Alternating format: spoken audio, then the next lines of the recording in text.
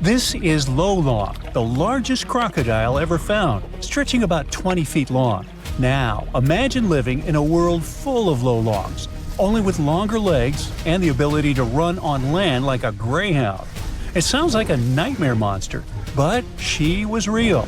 Fossils of giant crocodile-like creatures were discovered back in the 1930s, and now scientists have found that these beasts once roamed and dominated lands far bigger than they imagined. We're talking about the sebecids. They're a family of prehistoric crocodiles that once ruled South America, especially in what is now Argentina, Brazil, and Bolivia. And scientists discovered that these ancient predators were huge. Some species may have grown up to 20 feet long. Now, to give you an idea of how big that is, well, that would be you, and that would be her. Yeah, good luck outrunning that. Oh, by the way, they wouldn't be slithering in the water. They'd be walking right beside you. And that's actually the biggest difference between them and their crocodile relatives. Most sebecid species lived entirely on land. They were like lions, powerful, moving on all fours, but with tough crocodile-like skin. That image alone is already terrifying. But it gets worse when you figure these guys were fierce predators and we could have easily ended up as part of their dinner. Everything about them was perfectly built for the chase. They had narrow, dinosaur-like skulls and long legs that helped them sprint after their prey. They especially liked sloths and rodents, but honestly, with those sharp saw-like teeth, well, anything that crossed their path didn't stand much of a chance. And if one of their victims tried to fight back, well, that would have been a big mistake. Most of these crocodile ancestor species had tough, bony plates under their skin that worked like natural armor. They were seriously tough, but don't worry, you don't have to fear them. Luckily, for us at least, these beasts aren't roaming the earth anymore. According to Jonathan Block, a paleontologist at the Florida Museum of Natural History, these mysterious predators may have been the last of the nodosuchians, a broad group of reptiles that first appeared back in the Jurassic period. Yep, these bad boys shared the planet with dinosaurs. That is, until the asteroid hit the Earth about 66 million years ago. Dinosaurs went kaput, and mammals took over. They became the land animals, but their path to the top wasn't exactly smooth. They still had to deal with the sebecids in South America. That's right, those tough crocodile-like predators actually survived the asteroid disaster. They also ruled and stayed at the top of the food chain until around 11 million years ago. Or at least that's what scientists thought, until they started finding strange fossilized teeth in the Caribbean. Uh-oh. Let's go back about 30 years when researchers uncovered two roughly 18-million-year-old teeth in Cuba. They had a tapered shape and tiny sharp serrations, perfectly designed for tearing into meat. There was no mistake. Scientists were looking at something that belonged to a top predator. But the question was, who? Had they found a fossil of an ancient giant croc? Well, maybe. Those teeth could have been from a species of sebecid, but that was strange, since scientists didn't think such large ancient predators ever lived in the Caribbean. And things got even stranger when another tooth turned up in Puerto Rico. This one even older, about 29 million years old. But there was a problem. Those teeth alone weren't enough to identify a specific animal. They needed more, so the mystery remained unsolved. Everything changed in 2023. Local work crews were building a road in the Dominican Republic when they suddenly stumbled upon ancient bones. Researchers soon realized they were looking at a fossilized tooth, but this time it came with two vertebrae. That was a big deal, because it's really hard to tell ancient crocodile species apart just from their teeth. But with those two vertebrae, things were different. Crocodile relatives with serrated teeth usually had ball and socket joints between their vertebrae.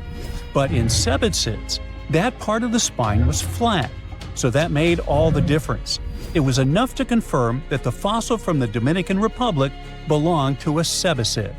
And just like that, scientists discovered that this ancient predator really did live in the Caribbean. And even more surprising, they found out it was roaming around at least 5 million years before sebecids were thought to have disappeared everywhere else. Okay, but why is finding their fossils in the Caribbean such a big deal? Or better yet, Why were scientists so sure before this discovery that they didn't live there? Well, that's because this prehistoric reptile didn't like the sea. Let me explain. The Caribbean is a region in the Americas made up of islands and the surrounding coastal areas. That meant for a land-loving ancient crocodile to travel from, say, Colombia to the Dominican Republic, it would have had to swim. And I mean really swim. We're talking over 350 miles of open ocean with strong currents and rough waves. You can see why that would have been a serious challenge for a land-based sebecid to cross, right? So, that's why scientists thought these prehistoric crocodiles could never have lived in the Caribbean. But now that researchers are finding their fossils there, they may have to find an explanation. And that is where this discovery becomes even more interesting, as it actually supports the Garlandia hypothesis. This idea first appeared in 1994. It suggests that millions of years ago, the movement of Earth's tectonic plates caused a stretch of land, now mostly underwater, to rise up in the Caribbean. This land, called the Aves Ridge, may have connected South America all the way to Puerto Rico, and then to other Caribbean islands like Hispaniola, Cuba, and Jamaica. So basically, it worked like a temporary chain of land bridges, a kind of natural highway that once allowed animals to go from South America to the Caribbean. Mammals, amphibians, and reptiles could actually walk right across instead of taking their chances at sea. The Garlandia hypothesis definitely sounds fascinating, but it's still up for debate. It hasn't been fully accepted by scientists yet, even though plenty of studies since the 90s seem to back it up. And this new discovery of a giant crocodile-like creature in the Dominican Republic could be one more important clue pointing in that direction. It's possible that many of the places where these sebecids once thrived started to disappear as the global climate cooled. Bit by bit, some of them were pushed into warmer tropical areas, until, eventually, the only places left for them to live were the Caribbean islands. This discovery lines up with something else that ecologists have observed around the world. Islands can act like museums of biodiversity, in the sense that they offer a safe place where plants and animals can keep surviving long after their relatives on the mainland have disappeared. In the case of sebecids, the difference is striking. The most recent fossils found in South America date back between 10 and 12 million years ago. But the tooth and vertebrae found in the Dominican Republic are much younger, only about 4.5 million years old. That means this island might have been the last place these giant reptiles called home. And if those serrated teeth found on other Caribbean islands also turned out to belong to sebecids, that would be huge. That would mean that these ancient crocodile-like creatures didn't just live in the Dominican Republic. They were spread across the Caribbean. And who knows, maybe we'll still find more of its fossils in places like Puerto Rico, Haiti, and Jamaica. Although the tropics are among the most biodiverse places on Earth, much of their natural history remains a mystery. Discovering a giant ancient crocodile in the Caribbean is a reminder that the world we live in today is just one chapter of Earth's long, ever-changing history. And who knows what other prehistoric crocodiles or ancient creatures are still waiting to be found beneath our feet.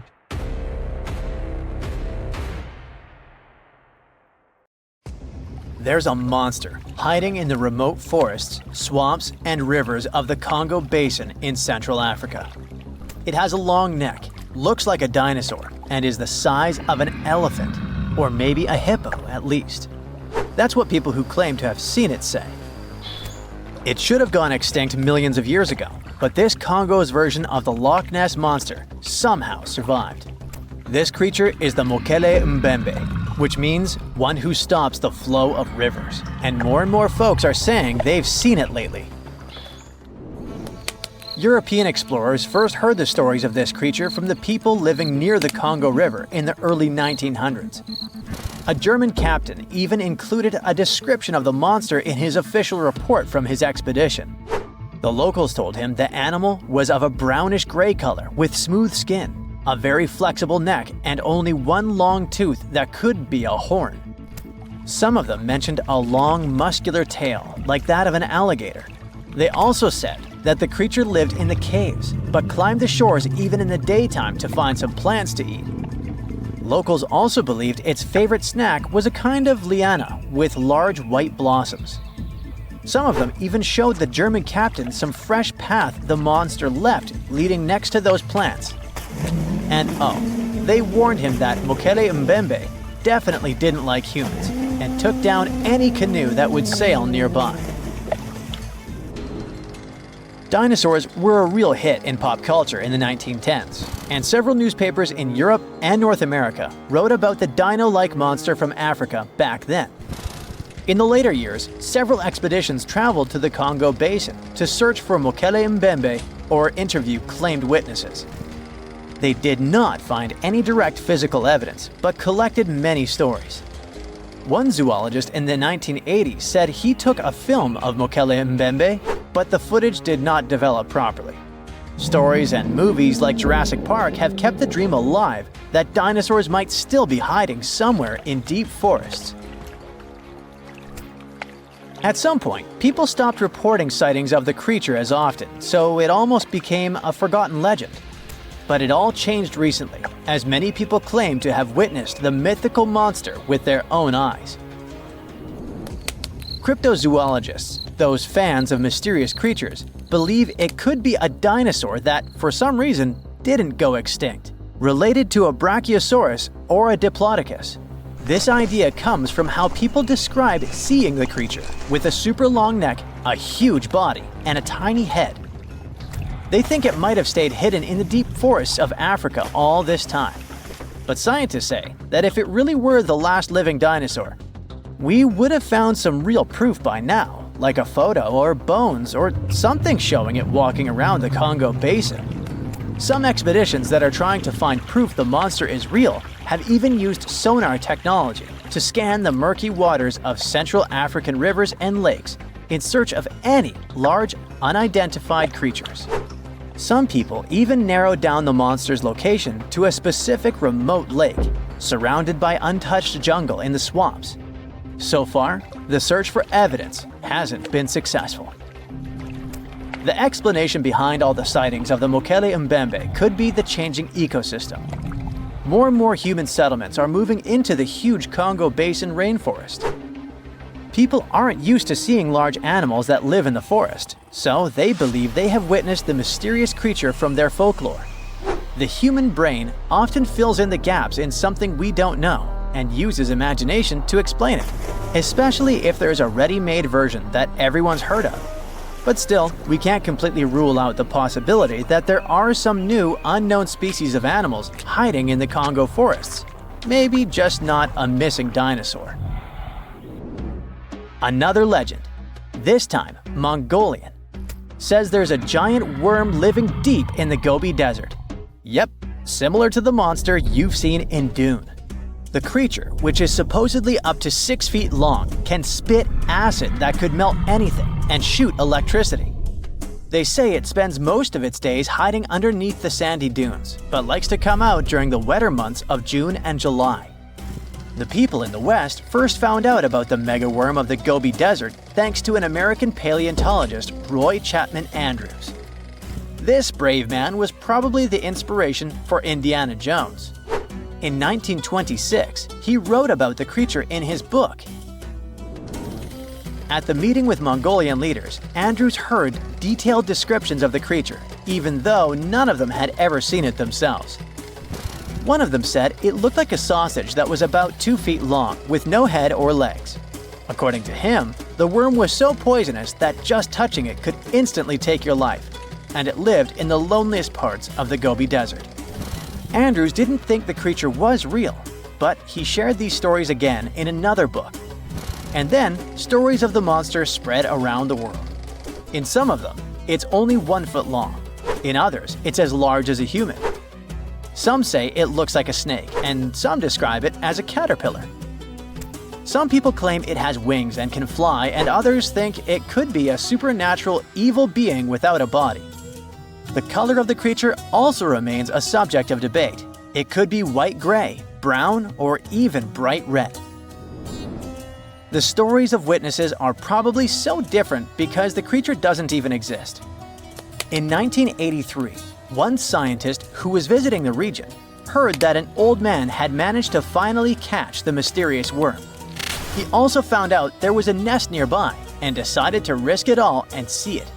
But instead of a scary monster, there was a tartar sand boa inside. Luckily for the scientist, this snake is non-venomous, but it does have gray-brown scales and could match the description of the giant worm. When he showed it to the locals, supposedly all of them said it was the monster they had seen.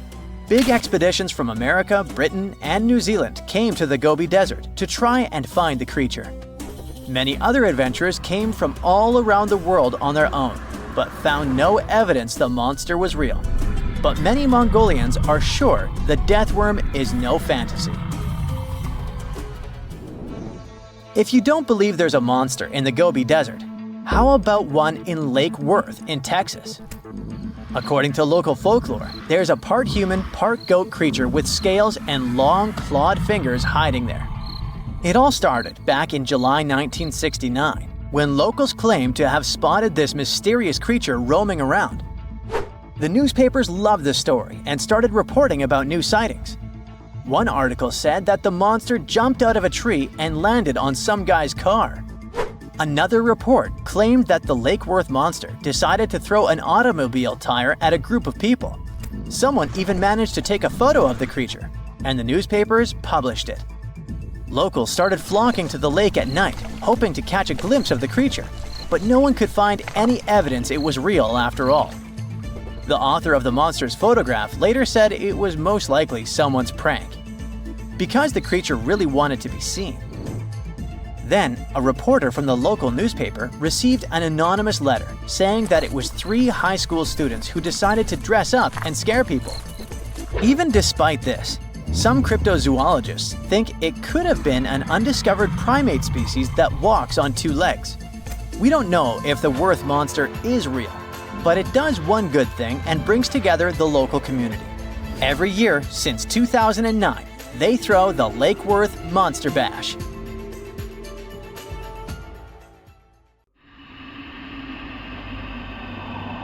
You're walking along a hot desert under the scorching sun. You run out of supplies. There's no more water. You dream about rain, but there are no clouds in the sky. With each step, you lose more and more strength and fall. You notice a small pond nearby. Is it real water or just a mirage? You can't get to your feet, so you crawl there. The water is getting closer by the minute, but not because you're moving towards it. It's the water approaching you. In a few minutes, the pond area increases. Here, you're already in it. A small lake is formed, 60 feet deep, at the place where the piece of desert was. This real event happened in 2014 in the Tunisian desert. No one knows exactly on what day the lake appeared, since this part of the south of Tunisia is sparsely populated. At first, shepherds passing by saw the lake and didn't believe their eyes. In the next few hours, hundreds of locals came running to the place. They began to swim, jumping into the water from the surrounding rocks. But a few days later, something strange happened to the lake. In the beginning, it was a crystal clear turquoise blue color, but then it turned dark green. People didn't attach any importance to this and continued to swim. They shouldn't have done that. The scientists and geologists arrived and immediately announced that it wasn't safe to swim in the lake. Muddy green water means the lake is stagnating. It's not refreshed, it's not fed by underground springs. Now the lake is filled with algae and a lot of harmful bacteria that can cause serious diseases. They also found out that this region of Tunisia is filled with huge deposits of phosphate. This substance can disintegrate and leave radioactive traces. The lake can be carcinogenic, toxic, and hazardous for any living organism. But people didn't worry about this too much. They walk in the middle of the desert, while the sun heats the air to 104 degrees Fahrenheit. Most of them are unlikely to refuse to jump into cool water, despite the warnings of scientists. Until now, no one knows exactly the reason for the appearance of the lake. Some scientists believe the lake was formed because of heavy rains. The lake is surrounded by rocks and is located inside a canyon. The water could just accumulate after each storm. Some geologists think an earthquake was the cause of the lake. A small seismic activity provoked the rupture of the Earth's rock above the water table, and through this hole, all the water splashed out. And if this theory is correct, then the lake can be pulled back underground through cracks. This is the same as when you pull the plug out of a drain hole in a filled bathtub. Any small earthquake is like pulling the plug out. Therefore, if you find yourself in these places, don't swim in this radioactive lake. We're going to the Caribbean Islands region. Among the clear blue sea, you can find a unique lake. It's located on one of the paradisical islands. You may not even notice the lake right away. The entire territory may seem like a huge concrete platform, but the main thing is not to step on its surface. Pitch Lake is a lake filled not with water, but with liquid asphalt. This is the largest asphalt deposit in the world. Steam is coming from all over the lake as it's hot. The depth of this lake is 250 feet. An entire passenger Boeing could fit there in an upright position. The lake is not fully studied, but scientists believe there's a deep fault in the Earth's crust under it. A huge amount of oil seeps through it. It passes through various chemical compounds and turns it into the asphalt. According to rough estimates, there are about 10 million tons of hot material inside this place. Theoretically, no life can exist in such conditions, but scientists have discovered a colony of microbes. Somehow, these creatures have learned to survive here. This also suggests that life outside of our planet may exist. The largest moon of Saturn, Titan, has many hydrocarbon lakes on the surface. And if the simplest forms of life appeared among 1 million tons of molten asphalt here on Earth, then nothing prevents them from appearing on Titan. We're going to Indonesia, to the island of Java. You need to climb a large volcano to see the next phenomenon. The volcano is overgrown with grass and trees, but it doesn't seem to be sleeping. Smoke is pouring out of its mouth. You climb to the top and see a clear lake instead of boiling magma. The blue sky is reflected in its bright turquoise surface. But don't try to jump there. This lake is filled with acid. The magma inside volcanoes comes from the deep bowels of the Earth's crust. The incandescent liquid consists of many molten metals and chemical compounds, and the lake is filled with particles of these metals. In addition, the volcano emits sulfur dioxide gases.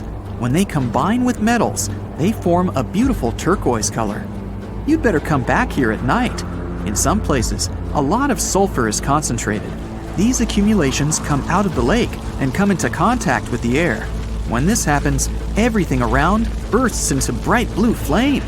It's safe to observe this from the side, but don't get too close. Nearby, on this island, there's another acid lake. It also releases sulfurous gases into the air, which are easily ignited when in contact with oxygen. And when this happens, the gases burst into a bright blue electric flame. It's difficult to see the flames during the day. At night, you can see these flashes from afar. Our next location is Australia. You start the drone high above the forest area. Among the green dense forests, you can see a bright pink spot. It's our lake. This time, the beautiful pink color may not stop you from swimming. You can relax here and take beautiful photos. The lake attracts thousands of tourists, but scientists have only recently been able to find out the reason for the unusual color. At the bottom of this salty lake in Melbourne, special algae grow and secrete a red pigment. In combination with sunlight, high temperatures, and a small amount of precipitation, it turns the lake pink. By the way, Australia is not the only place with such a phenomenon. There are lakes with a pink tinge of water all over the world.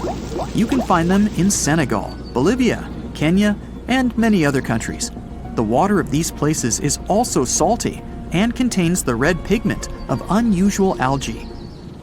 We leave the hot beaches and fly to cold Canada. Here, we see a frozen Lake Abraham. We step on the ice and notice huge frozen bubbles inside. They resemble jellyfish, and there are thousands of them there. This is methane. It's a highly flammable substance. The grass, leaves, pieces of trees, and any organic substances that fall into the lake become food for a lot of bacteria that emit methane. Upon contact with frozen water, methane turns into tens of thousands of frozen balls. When the ice melts, the bubbles burst and sizzle. This phenomenon can also be observed on some shores of the Arctic Ocean. There, The size of the bubbles can reach several times more than balloons.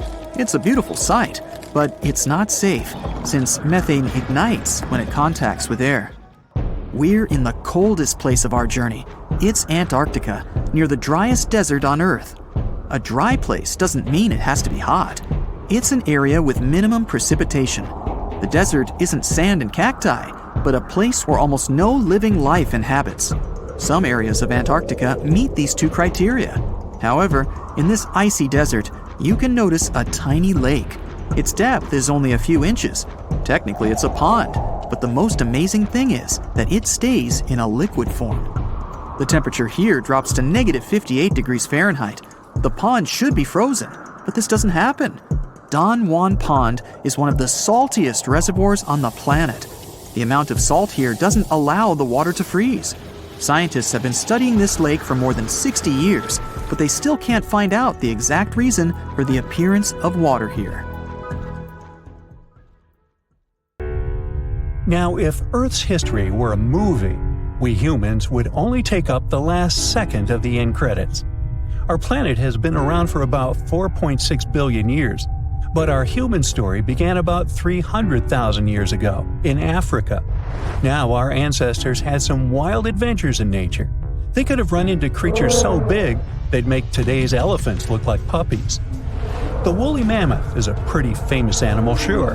His cousin, though, the Columbian mammoth, not so much.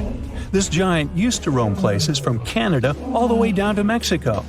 Unlike the furrier woolly mammoths, which hung out in colder places, these animals had shorter hair, resembling huge elephants. They also had incredibly large tusks, like 12 feet worth of spiraling, sturdy tusks. And they weren't just for show, they came in handy when facing predators. That includes our ancestors. If you think about sloths these days, you're picturing these adorably slow creatures. They couldn't possibly be in your list of most dangerous animals. Well, their grandparents might have. For starters, we call them ground sloths, and they vary a lot in size. Some were as big as rhinos, and others, like the Megatherium, were as colossal as elephants. Imagine seeing a 20-foot-long sloth which doesn't mind chewing on some meat every now and then, at least in theory. Ever heard of Bigfoot? Well, our next animal kind of looks like him, but is a distant cousin to orangutans. Meet Gigantopithecus, the largest primate to ever call our planet its home. Standing tall at 10 feet and weighing more than 600 pounds, these animals were amazing to look at in real life. Unlike Bigfoot, they weren't constantly hiding. In fact, it's believed they were peaceful and gentle creatures. Sadly, they faded away about 100,000 years ago, mainly because their food sources slowly became unavailable. Those lush, fruity forests they called home eventually turned into dry grasslands. Next on our list is the cave hyena. Weighing a chunky 250 pounds and standing 3 feet tall, these beasts were as long as a grown-up lying down. What's even more interesting about these creatures is that they love hanging out in groups. A pack could be as big as 30 of these animals, which meant they could easily take on even the biggest, heaviest mastodons. Our ancient families would have needed to stay alert around these hungry specimens. Sadly for these hyenas about 20,000 years ago, their numbers started going down. Soon enough, they completely disappeared from the planet. Quick pop quiz. What's called a tiger but isn't really one? It's the saber-toothed tiger. I mean, sure, they belong to the feline family, but they aren't technically tigers. First appearing around 42 million years ago, in July, I think, many of their kind were gone before we even showed up. However, early Americans might have bumped into a couple of specimens from this group.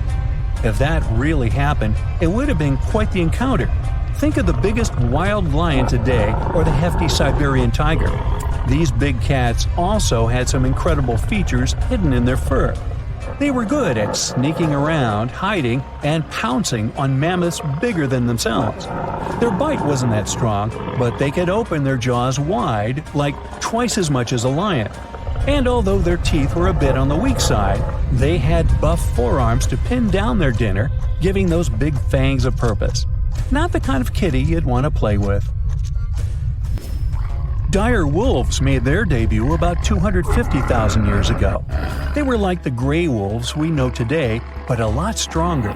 While wolves these days stretch out to about 6 feet and tip the scales at 170 pounds max, dire wolves were about 5 feet and about 150 pounds. Found all over North and South America, they had admirable jaws, biting nearly a third harder than their modern counterparts. Also, their favorite snack was horses. But just like many other majestic beasts of the past, they faded away around 10,000 years ago. Now, names can be deceiving. Take the American lion, for example. It's not really a lion, it's more of a panther's big cousin. The other part of the name is correct, though. They did live in America about 330,000 years ago. This feline was no lap cat either. They were at the top of the wildcat pyramid, weighing a colossal 772 pounds. That's like stacking 4 grown men on a scale. Even the mighty African lion would look a tad bit shy beside these beasts. With the muscle to take down a bison, you wouldn't want to accidentally interrupt their dinner. They parted ways with this planet around 11,000 years ago, right after the last ice age.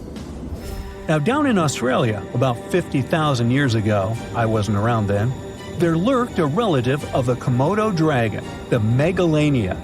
Experts love to have debates on how big it was. Some say it stretched out to 23 feet. Others think it was just about 11 feet long. Either way, they were basically mega-sized Komodo dragons with a dangerous bite.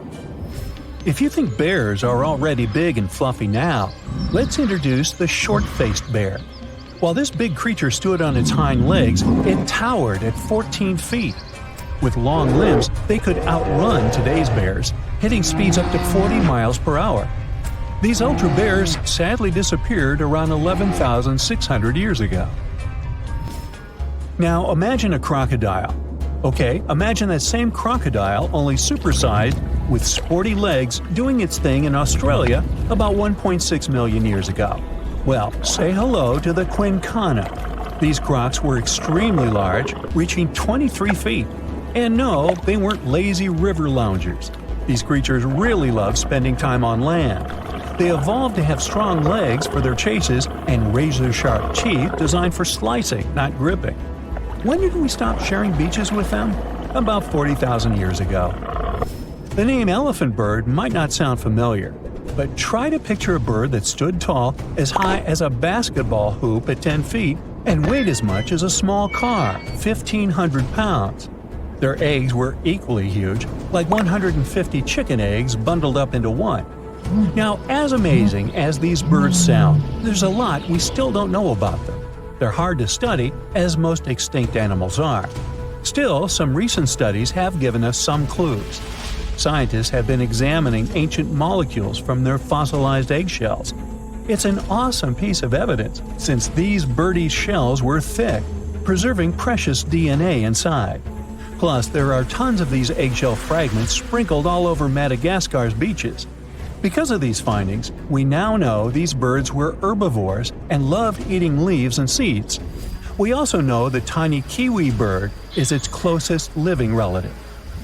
Now, dodos were these amazing birds we also used to share the planet with. They're like distant cousins to Asian pigeons. To give you some perspective, imagine a chunky bird weighing about 50 pounds. Similar to chickens, turkeys, and ostriches, dodos were also the types of birds that couldn't fly.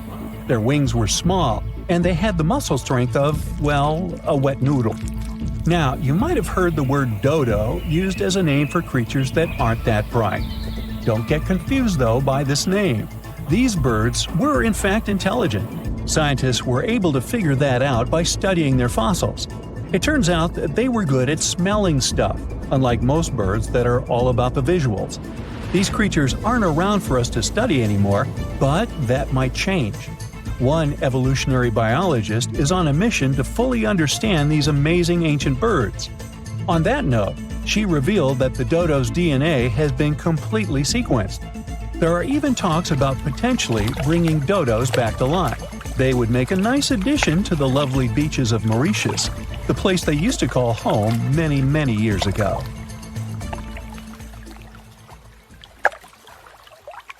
Researchers have been waiting for this find for a long time. They came in all shapes and sizes. It would have been hard to distinguish them from dinosaurs. Most species weren't bigger than a mouse. It's like a reminder of a long-gone era when its ancestors walked on all fours. The first mammals to walk the earth were different from us humans in one important aspect.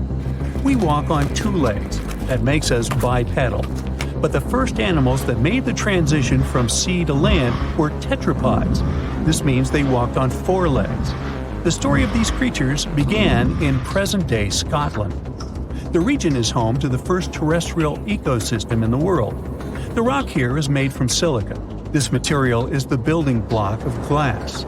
Hot volcanic springs formed these rocks more than 400 million years ago. Such land composition is a treasure trove for paleontologists. These are the scientists who study the fossil remains of animals and plants. In Scotland, they found everything from plants with preserved cells to the oldest known fossils of insects. They even discovered a fungus that grew up to 29 feet tall. But there was one find that stood out from all the other ones. In 2015, scientists unearthed fossils of four-legged animals. The place of discovery was Willie's Hole, near the hillside village of Churnside in the south of the country. Researchers dated the finds to the Paleozoic era, about 360 million years ago. This was the time when the early ancestors of the dinosaurs thrived. The world was a much different place back then. Today, we associate Scotland with cold and rain, and kilts and golf. But at that time, this land sat closer to the equator. It had lush vegetation, and its climate was hot and humid. Droughts and flooding were quite common. It was the perfect setting for an important evolutionary event. Researchers have been waiting for this find for a long time. The fossil records had a 15 million year gap. Its name was Roemer's Gap, after the Harvard professor who described it. Science was missing fossil evidence of the animals that ventured onto land on all fours. The 5 fossil species they found in Scotland shed light on this mystery. The first tetrapods were divided into 2 large groups. One of them contained the ancestors of birds, reptiles, and mammals. Their collective name is amniotis. The other included the ancestors of amphibians, such as frogs. When these and similar species migrated to dry land, they discovered that they weren't alone. The earliest life forms that made this evolutionary leap were liverwort-like plants. We know this because scientists found their spores. They also discovered fossilized remains of an air-breathing millipede. It had tiny holes that allowed it to breathe air. This puts it among the first oxygen-breathing animals on the planet. And this species of millipedes is the first land dweller in the animal kingdom. Today, the largest of such creatures is the African elephant. Scientists believe that one of the first four-legged creatures to make it onto land was an amphibian ancestor. Its name was Ichthyostega. The first part of the animal's name translates from ancient Greek as fish. This reveals a lot about the way the creature moved. It dragged itself on the ground using only its front limbs that resembled fins. This is the way that mudskipper fish move on land today. This isn't how we imagine proper walking, but during the period our hero lived on Earth, it was the perfect way to get around. The climate had both extremely dry and wet periods. The ability to walk and swim at the same time was especially useful. The fossils from Scotland supported this claim. The fish-like animals scientists found had 4 slender limbs. This is the perfect equipment for life on land, not inside the ocean. There was further evidence. The fossils displayed well-developed lungs for breathing outside of water, but their legs were still too weak to completely lift the body off the ground. The tail section had to slither along the surface, similar to how a snake moves forward. This animal that resembled a modern-day salamander lived during the Paleozoic era. This was the time when four-legged creatures developed a standard number of digits at the end of their hands and feet, 5 on each. We know them today as fingers. All species that had more than 5 fingers started slowly disappearing. These pteropods split into 2 groups. The first of them had to return to the sea to lay eggs. This group would later give rise to amphibians. The second kind of tetrapods is more interesting to human evolution. They're considered the ancestors of reptiles, dinosaurs, and mammals. The Permian period came at the end of the Paleozoic. By this time, all life forms on Earth inhabited the supercontinent of Pangaea. There were vast deserts far away from the oceans. The more important species that walked on all fours during this time were the synapsids. They came in all shapes and sizes, but the only subgroup of synapsids to survive into the Cenozoic were the mammals. Doesn't seem like much, but we exist today thanks to these ancient tetrapods. As a species, we have come far in the tree of life. A recent study revealed that the first life form to evolve was an ocean-drifting comb jelly. This came as a bit of a surprise. For a long time, researchers believed that the simple sponge was the oldest animal on the planet. After analyzing vast amounts of data, comb jelly came on top, or the bottom, depending on how you look at the tree of life. These ancient beings were squishy and had tentacles, but they weren't the true jellyfish like the ones we see today. The creatures lacked the bell-shaped body and stinging cells. Scientists cannot precisely date the species because they lack a fossil of the oldest comb jelly. This is not the case with other ancient creatures that once roamed our planet. The ancestor of dinosaurs, turtles, and crocodiles are familiar to science. These are the animals that appeared during the Paleozoic era. This was a time when true tetrapods appeared. Paleontologists recognized them by two distinctive openings on each side of their skull. The first mammals that appeared during this era resembled reptiles. It would have been hard to distinguish them from dinosaurs. Some of them later evolved features we all know today. These include fur and a warm-blooded metabolism. They developed during the time when dinosaurs dominated Earth. That's why these first true mammals were small. Most species weren't bigger than a mouse. Their diet consisted of plants, as they were herbivores. Also, they were creatures of the night. During the day, they were mostly hiding underground.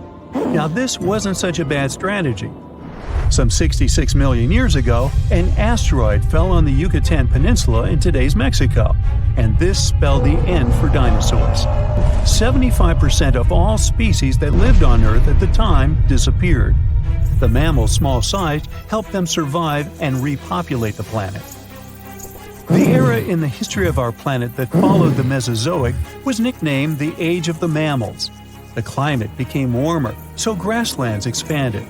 These were the ideal conditions for tetrapods to grow in size. Some mammals decided not to take this evolutionary path.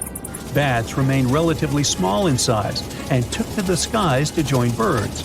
And there are some tetrapods that return to the ocean. The most notable example are whales. Today, their closest living relatives are hippos. Both species are aquatic, but they developed this trait separately. The first whales were actually tetrapods. These were the most typical examples of four-legged land animals. If you saw them today, you would think they were oversized rats. That's what whales looked like some 50 million years ago. Paleontologists came to this conclusion in the 1980s by studying the skull of a now extinct animal. It lived around the edge of a large, shallow ocean. At some point in history, it returned to the marine way of life. Its back legs devolved. But sometimes, biologists stumble upon a living specimen of a whale that still displays tiny hind limbs in its skeleton. It's like a reminder of a long-gone era when its ancestors walked on all fours. It's a perfect summer day. You're relaxing on the beach, dipping your toes into the cool water, when suddenly, bam! A 56-foot aquatic nightmare rockets from the waves. It's the size of 2 London double-decker buses, sporting about 60 razor-sharp teeth, including bonus chompers on the roof of its mouth, because why not? This aquatic beast isn't picky about its diet either. Sharks? Turtles? Other sea monsters? Yep, they're all on the menu. Meet the mosasaur, a group of marine reptiles that ruled the oceans millions of years ago. If you've seen Jurassic World, you'll recognize them as the stars of that epic moment when a massive creature leaps out of the water to snatch a great white shark like it's sushi. That's a mosasaurus, and it's every bit as terrifying as it sounds. Recently, scientists stumbled upon a fossil of one of those marine monsters in, of all places, Mississippi. Yes, Mississippi, the land of magnolias and catfish. Turns out it's also home to ancient sea dragons. This discovery was a happy accident. A team of geologists was mapping the terrain in east-central Mississippi when they noticed something strange poking out of the ground. It wasn't a rock or a seashell. It was a vertebra, and a massive one. In fact, it was so large it barely fit in the hand of the scientist who found it. The fossil likely belonged to the largest known species of mosasaur, the Mosasaurus hoffmanni. Now, the biggest mosasaur ever found clocked in at a staggering 56 feet long. This new specimen hit a solid 30 feet at least, and while it might not break the world record, it certainly makes the crown for the biggest mosasaur ever discovered in Mississippi. Fun fact, that's still longer than the average RV, and with way worse gas mileage.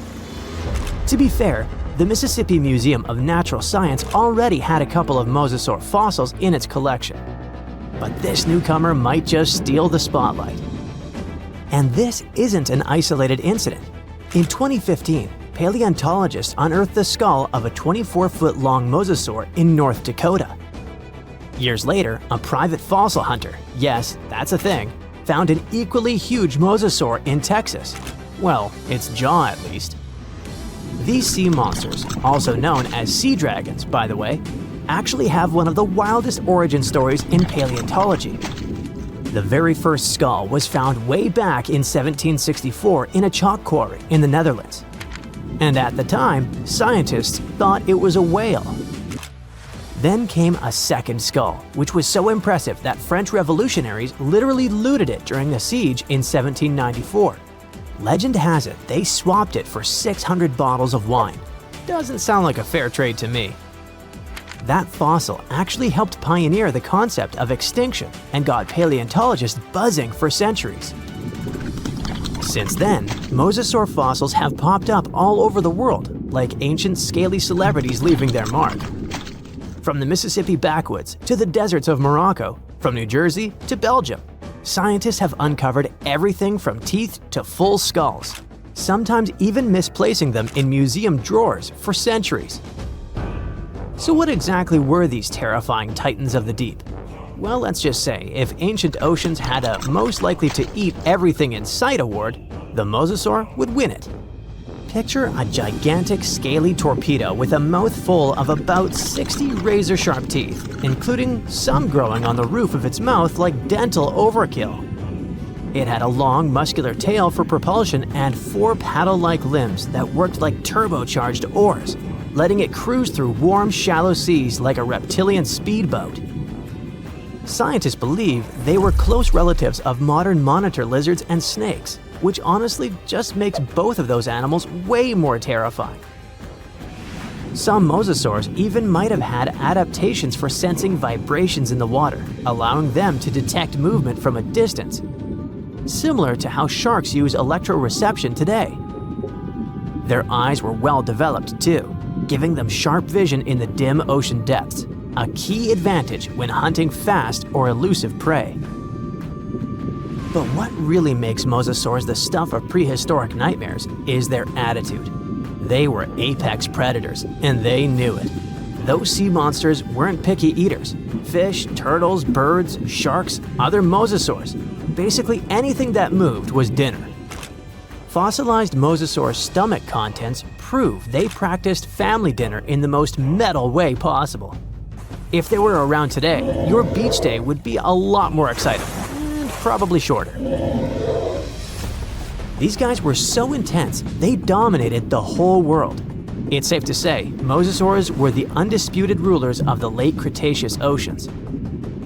And like today's orcas or great white sharks, they probably used ambush tactics, sneaking up on prey from below before striking with explosive force. Bite marks found on the fossilized bones of turtles and even other mosasaurs suggest intense underwater battles worthy of a blockbuster movie. But how did one end up in Mississippi of all places? Well, rewind the clock about 80 million years and you'll find part of North America underwater. A vast, shallow sea known as the Western Interior Seaway split the continent in two, running from the Gulf of Mexico to the Arctic Ocean.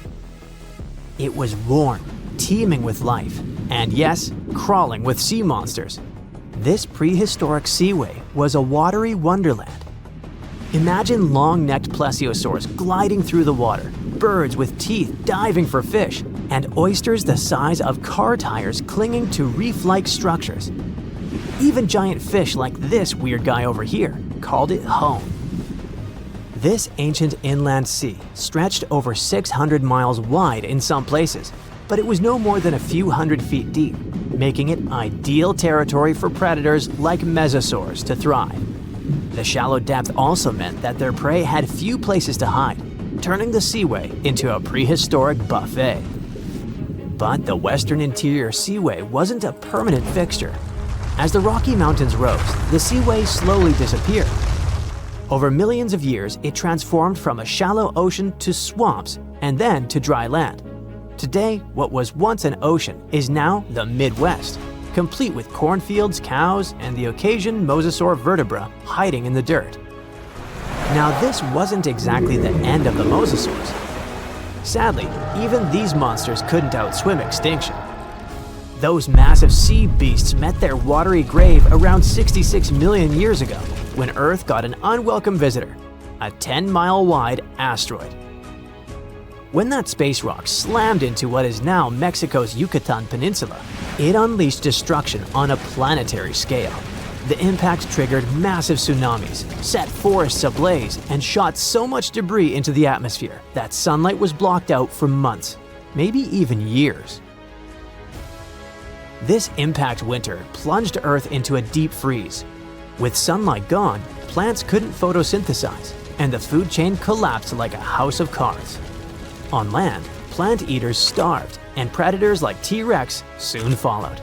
About 75% of all species on Earth disappeared. But don't think the oceans were a safe retreat.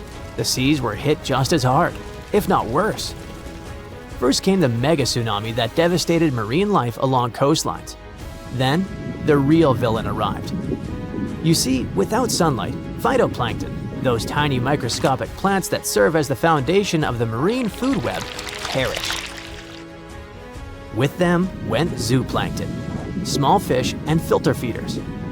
And when the buffet dried up, the big predators like the mosasaurs went hungry. No food, no future. With plunging temperatures and ocean acidification, even the ocean's top predators couldn't survive. Mosasaurs, along with plesiosaurs and ammonites, were wiped out in the blink of a geological eye. So ended the reign of sea monsters.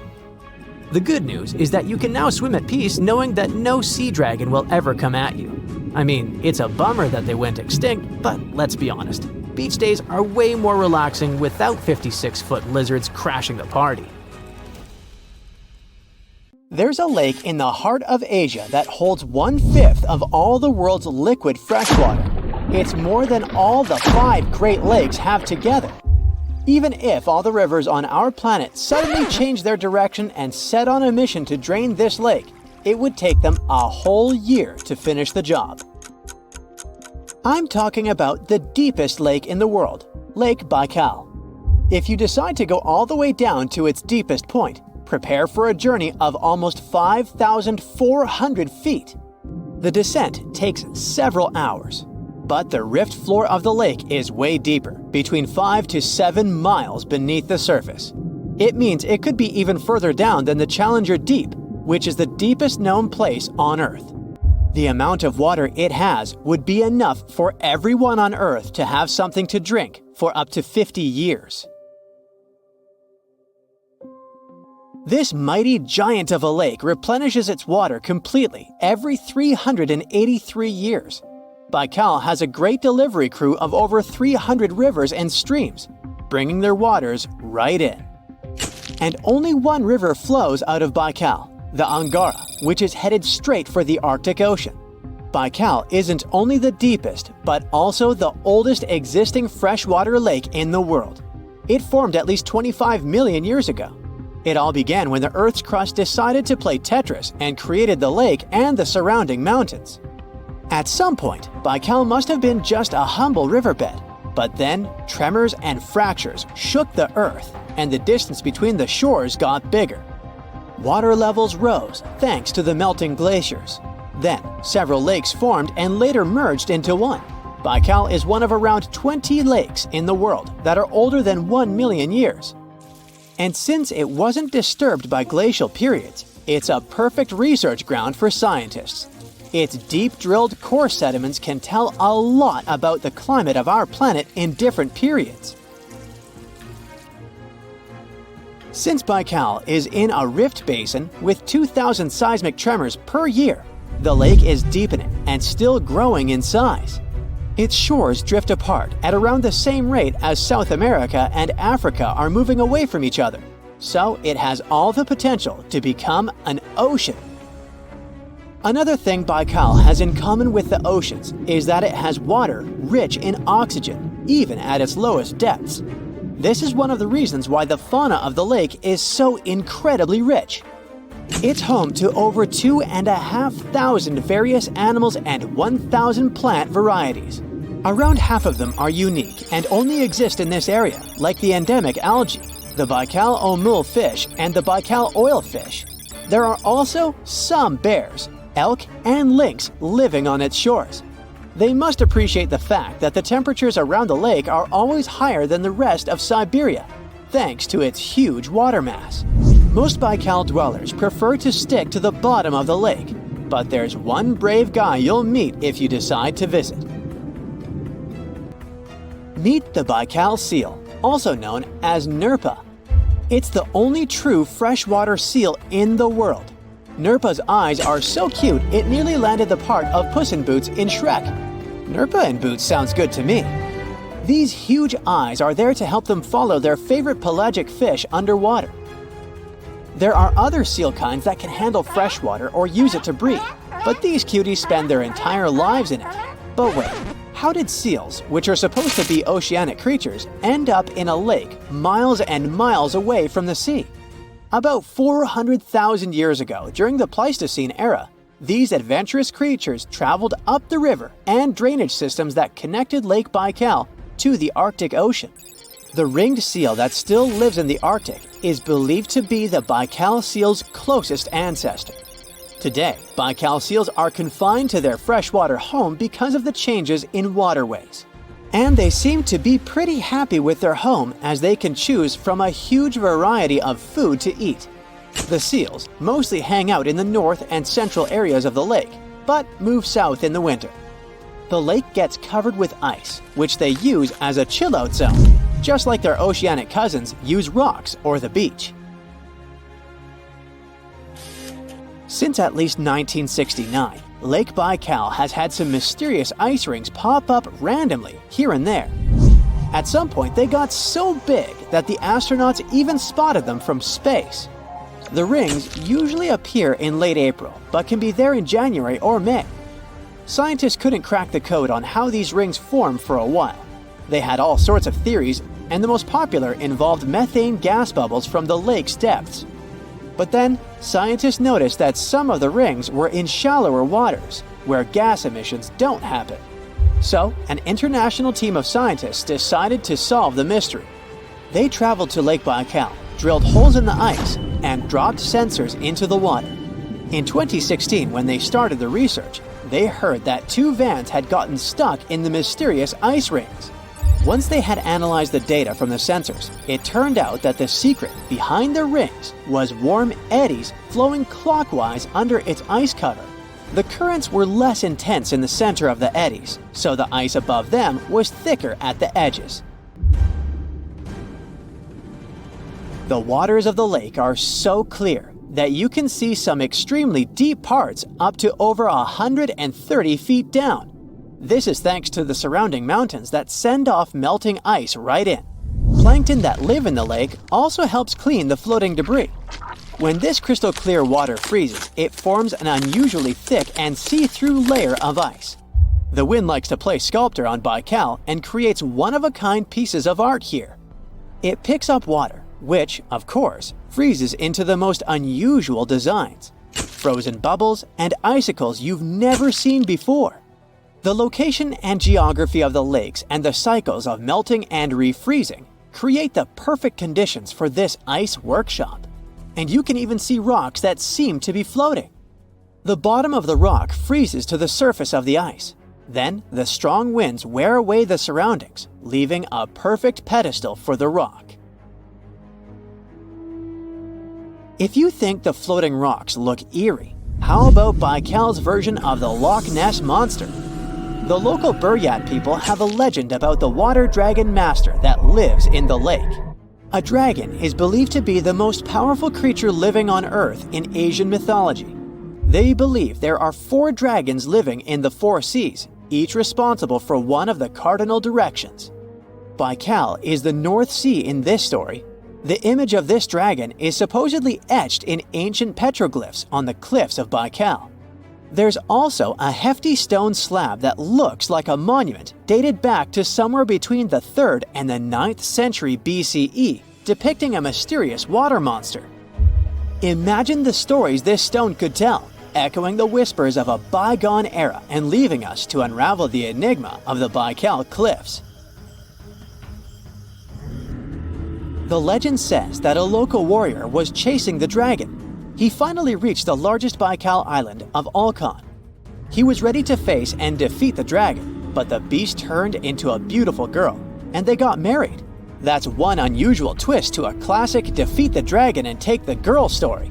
So, local legends describe that dragon as a giant sturgeon with an almost gator-like snout and armored body. In reality, the mythical monster must be one of the many huge fish living in the lake. They can afford to grow to several feet in length thanks to the high levels of oxygen in the water. Beluga sturgeon can weigh several thousands of pounds, lives up to 50 or 60 years, and never stops growing. The Loch Ness Monster is actually not from Scotland. Turns out, this real-life creature lived in the freezing waters of Antarctica about 70 million years ago. In 2019, researchers discovered fossils of a huge, prehistoric marine reptile that looked a lot like what people described as Nessie. This beast was terrifying, measuring up to 36 feet long with a massive giraffe-like neck. It also weighed around 15 tons, which is about the size of 3 elephants. Next up on our list of huge animals is a penguin. I know penguins aren't exactly what you'd call big, but scientists have just found what they think might be the biggest penguin ever, the Kumimamu fordyce. It's believed that these giant birds were hanging around New Zealand about 55 million years ago, and they were huge, weighing over 330 pounds. That's about 5 times the size of the emperor penguins, which are considered the largest penguins alive today. Now, let's move on from massive creatures to something much smaller. Meet B. manfredschmidti, a great ape that lived around 12 million years ago in what is now Germany. This creature is very special, as it's the tiniest great ape ever discovered. And when I say tiny, I really mean it. These ancient animals only weighed about 22 pounds. They were basically no bigger than a super chunky cat. If you think small creatures aren't scary, wait until you meet the electric blue tarantula.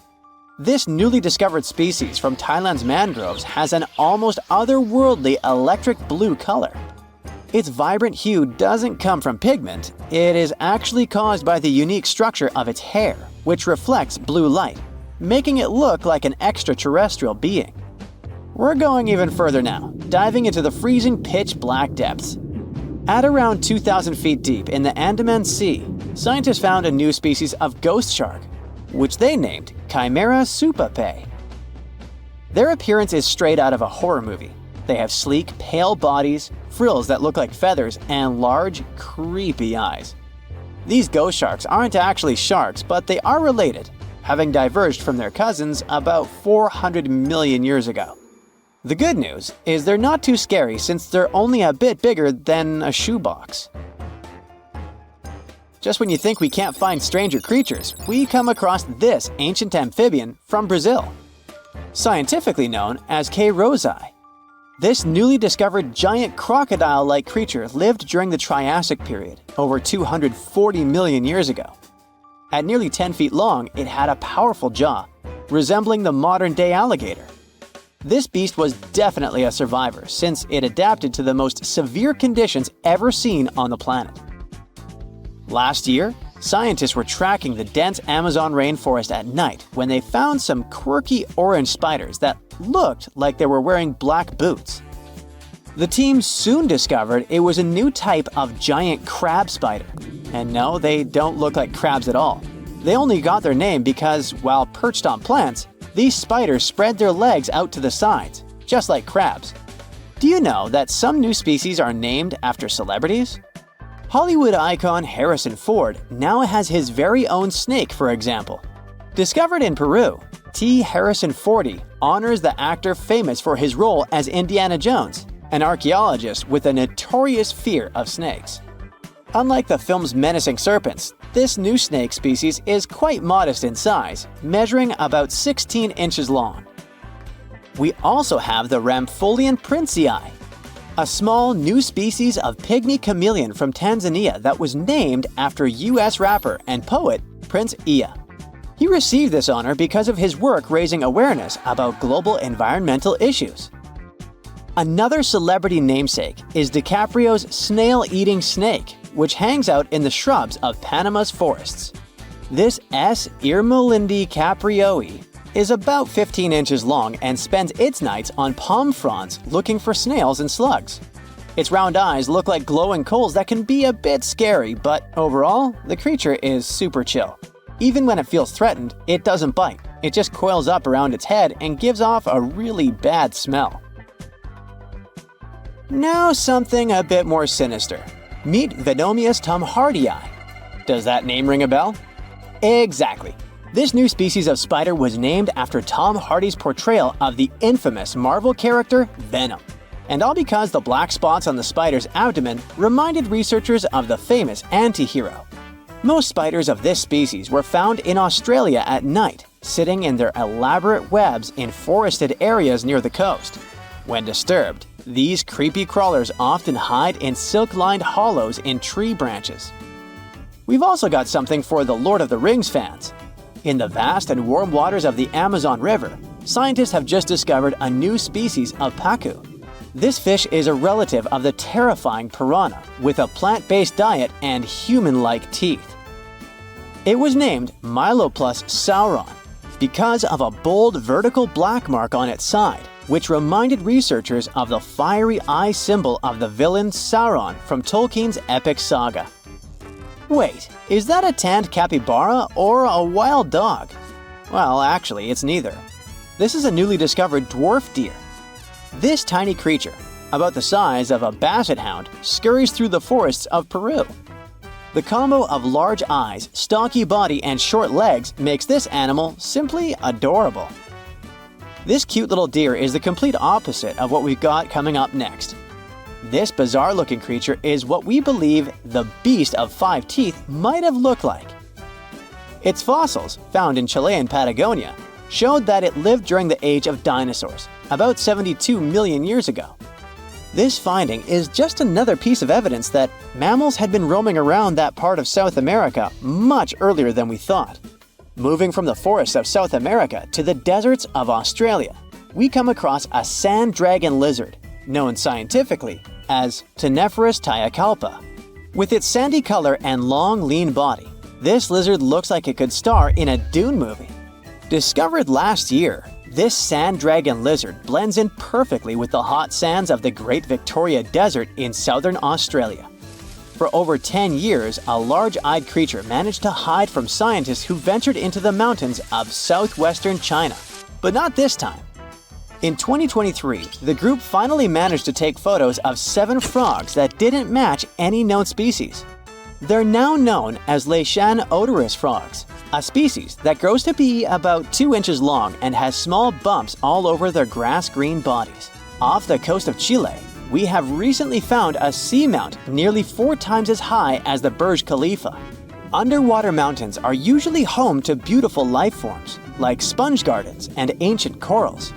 But this Chilean seamount also hid a creature known as the flying spaghetti monster.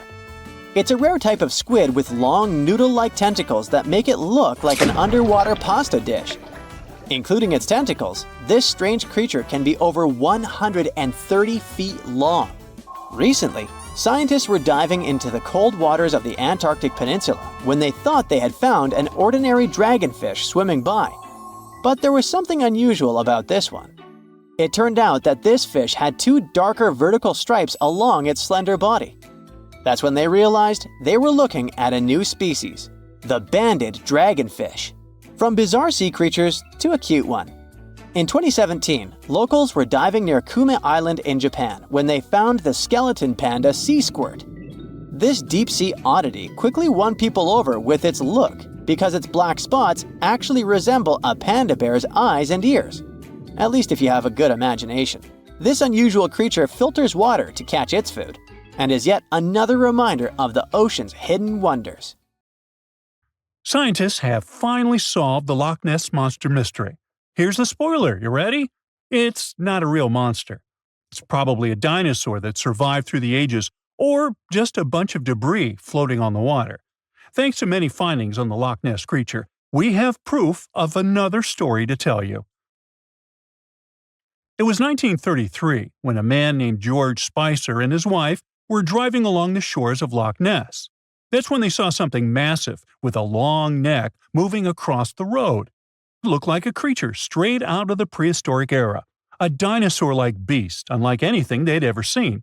That was the moment that Loch Ness monster theories started spreading around like wildfire. One of the most famous Loch Ness monster sightings came just a year later, in 1934, when a man took a photograph that became the most well-known image of Nessie. That's the nickname she was given. She? Anyways, the photo, known as the surgeon's photograph, showed a long-necked creature rising out of the water, and for years it convinced people that the monster was real. But years later, the truth came out. One of the men who helped take the photo confessed it was all a hoax. The photo had been staged after all. When the photo was published, it had been significantly cropped. This made the animal in the picture look much bigger than in real life, fueling the theories that the Loch Ness Monster did in fact exist. In the 1960s, one of the first big scientific attempts to investigate the mystery of the Loch Ness Monster happened. A research team took sonar equipment to the lake and spent hours scanning the waters in search of evidence of large creatures. What they found was puzzling. They recorded several objects moving deep in the loch, or lake, with no clear explanation as to what it was. Though the team didn't manage to capture anything definitive, this sighting helped fuel the belief that there was indeed something massive living in Loch Ness. After that, research about the mystery of the Loch Ness Monster kept popping up. In 1972, with the help of underwater photography, some researchers managed to capture strange images, which got people's hopes up for a minute. But the truth is, this early research about the Loch Ness Monster was far from conclusive. Now, of course, not everyone bought into the mystical, magical theories about the Loch Ness Monster. Theory 1, from a professor of zoology at Oxford University, has made it clear that the monster is a biological impossibility. Hey, my pediatrician said that about me, too. Meanwhile, he says that no skeletal remains have ever been found in the region. Plus, no fishermen have ever caught anything resembling the creature in their fishing nets. For him, this works as proof that it simply can't be real. When it comes to the famous photos of the Loch Ness Monster as evidence, well, that's pretty simple. The professor offers a more down-to-earth explanation. He argues that these images are either showing floating debris or birds, like cormorants, which have long necks and often appear to be low in the water. When people refute his suggestion, he takes us back to human psychology and explains that people often make mistakes and misjudge the size of things, especially when they just caught a glimpse of it, and even more so when they are hoping to see something specific. Now, many of those alleged photos depict an animal with a long neck and a small head, which has led some to believe that what they're seeing is a plesiosaur, a giant marine reptile that lived 215 million years ago and disappeared with the dinosaurs. The idea of a plesiosaur surviving all these years is a theory that's been around since the first sightings of the creature. But this researcher isn't buying it. He explains that no plesiosaur fossils have been found in the region dating to anything later than 66 million years ago. The idea of a prehistoric creature still lurking in the waters of Loch Ness just doesn't hold up scientifically. Then there's theory number 2, from a British naturalist who has spent over 50 years investigating the Loch Ness Monster phenomenon. His conclusion is a little less dramatic. He believes that most people who report sightings of long-necked creatures are misidentifying other animals. He suggests people think they are seeing a sea serpent. Reports of sightings from the Loch Ness Monster have been around since the 6th century CE, long before they were distilling Scotch whiskey or other explanations. Early reports of these sea serpents describe large creatures with long snake-like bodies and multiple humps. Some say the creatures were as big as boats, and many swore they saw something swimming in the waters. Many of these early sea serpent sightings may have been misunderstandings or exaggerations of normal animals in the loch, like large fish or even swimming birds. They could have been large eels, which are known to live in Loch Ness. These eels, especially when they're moving, might have given the impression of a long, undulating creature in the water. People who saw these eels from a distance, particularly in low light or misty conditions, might have mistaken them for something much more mysterious. Theory number 3 says something else. Nessie is just a series of standing waves. These happen when two boat wakes move in opposite directions, creating a big hump in the water that could look like a creature from a distance. Loch Ness enthusiasts even showed how it works, with footage from Fort Augustus, where a river meets Loch Ness. These enthusiasts had big plans to use drones with infrared cameras and special underwater microphones to search the loch. Now, Loch Ness is massive, stretching around 23 miles long and more than 700 feet deep. So, they thought they needed drones and infrared cameras to put an end to this discussion. But despite everything, they haven't found Nessie. But it's not only the Loch Ness Monster that lacks scientific explanation. There have also been scores of sightings of yetis and sasquatches that no one can really explain. Folks have made movies, dreaming of finding the truth about these creatures. But, according to recent research and evidence, it looks unlikely that we'll ever find definitive evidence of their existence. Science says they can explain Sasquatch sightings, and this is how. Biologists who study wildlife using camera traps, which are set up in remote areas to capture images of passing animals, have long attempted to find elusive species. These cameras detect movement and snap pictures, providing invaluable data on the biodiversity of different ecosystems. As camera traps collect more photos over time, the number of species recorded grows. However, after a while, the number plateaus, suggesting that no new species are being detected.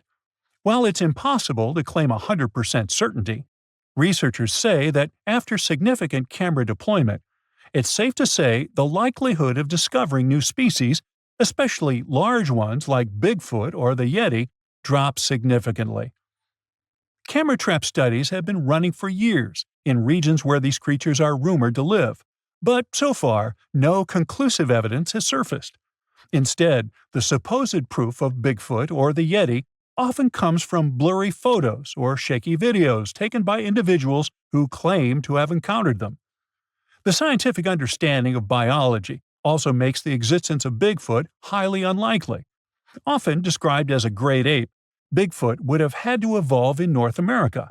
However, great apes evolved in Africa, and the only great ape to make it to the Americas is Homo sapiens, whose ancestors crossed the Bering Strait only about 16,000 years ago. This is far too short a time for a new species like Bigfoot to have evolved. While it may be disappointing for these mysterious creature enthusiasts, the scientific evidence points firmly toward the conclusion that creatures like Bigfoot and the Yeti are more fantasy than reality. After decades of extensive scientific research, it's safe to say that yes, science has solved the mystery of the Loch Ness Monster, and it's pure fiction. So, what do you think? What's the scariest predator under the ocean?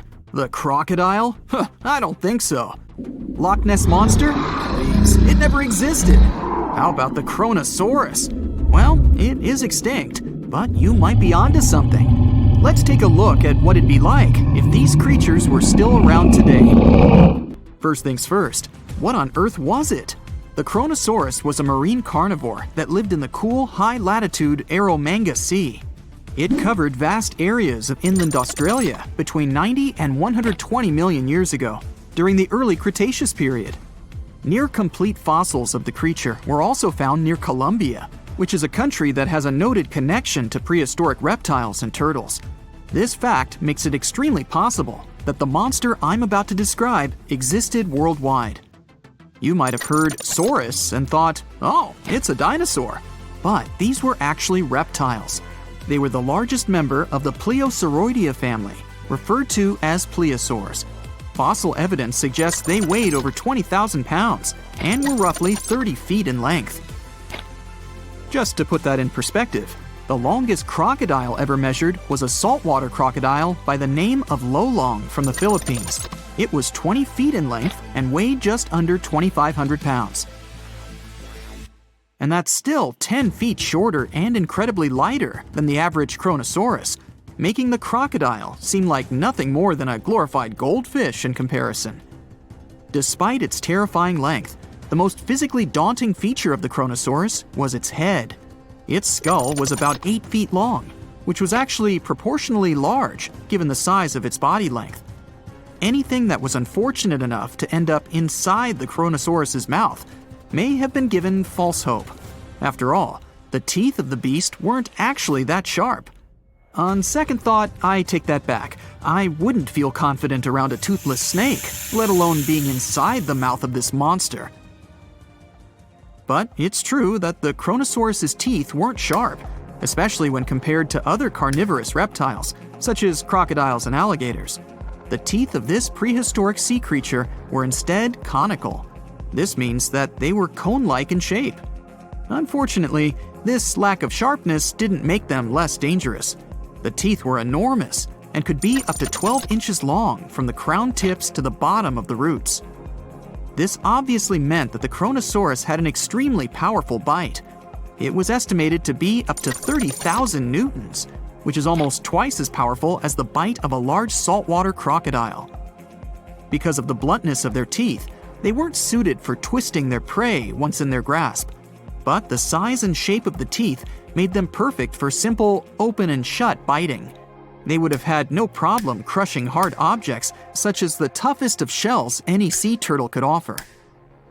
Just like crocodiles, the Kronosaurus is believed to have had a short neck. This may have been an adaptation to allow the beast to successfully catch small, evasive animals. Their body, in general, was fusiform and streamlined. This means it was narrowed at both ends and had very little resistance to the flow of water. The Kronosaurus was also equipped with 4 paddle-like limbs. The hind limbs were larger than the front ones. They could span approximately 7 feet in diameter. All in all, this set the Kronosaurus up to effortlessly propel itself through the waters and be an ultimate predator. Predator X, if you will? That's the name that was given to the fossil of a creature discovered near Svalbard, a Norwegian island group, in 2009. The fossil was identified as a 50-foot-long, 100,000-pound monster with a bite force of 33,000 pounds per square inch. This might be the highest bite force of any known animal.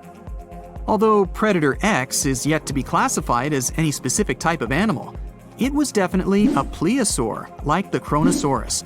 And even if it wasn't Predator X, the Kronosaurus was still most definitely a ferocious titan when it roamed Earth's oceans. The Kronosaurus actually got its name from the Greek mythological figure of Cronus, the father of Zeus. Cronus was viewed as a titan from a generation of super powerful beings. So what was it that the Kronosaurus, this terrifying monster, actually feasted on to satisfy its appetite? This creature was known to eat sea turtles, squid, and other larger marine reptiles of that time, such as elasmosaurids and ichthyosaurs. This suggests that if crocodiles existed in the realms of the Kronosaurus, they too might have turned into lunch for the beast. There's evidence from the fossil remains of the Kronosaurus that suggests that they also feasted on sharks.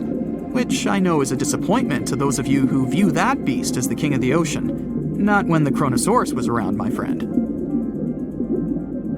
In any case, grounding all kinds of food into small pieces to help digest them would have been difficult without small teeth. This explains the presence of rounded stones found in many of the remains of these sea creatures. Researchers believe these stones may have been swallowed to control buoyancy or to help process food. It's also entirely possible they were accidentally swallowed while feeding on other animals from the seafloor.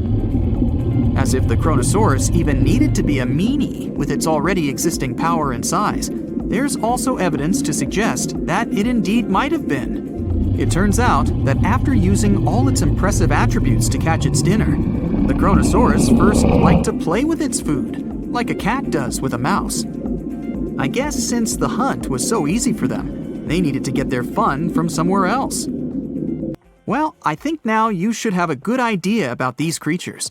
So let's ask ourselves what it would be like if they were still around today. And by the way, why aren't they? Well, the Kronosaurus was completely finished off by the same KT meteor that took out the dinosaurs 66 million years ago.